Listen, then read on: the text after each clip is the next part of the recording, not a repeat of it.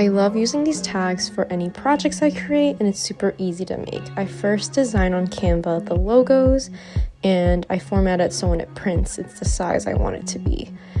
I then measure my ribbon. I just use this like satin ribbon I got from Hobby Lobby. I think if I scale up, I'll buy a bigger roll. I peel off the back for mine, and then I iron it onto the folded in half ribbon. And depending on the instructions of your transfer fabric paper, just follow those, and it looks something like this. This is completely optional, but I like to serge the raw edges, so the top and the bottom, and I just do it in a continuous strand. Some people like to put the label on both sides as well. I just do it on one side because I think that's enough for the projects I want.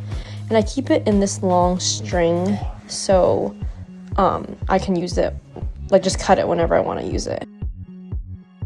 I use this for a lot of like homemade stuff. I'm not really selling, but more for like if I give stuff to like family or friends. So yeah, this is the final product. I put some on overalls and some stuffed animals I was making for my nieces and nephew.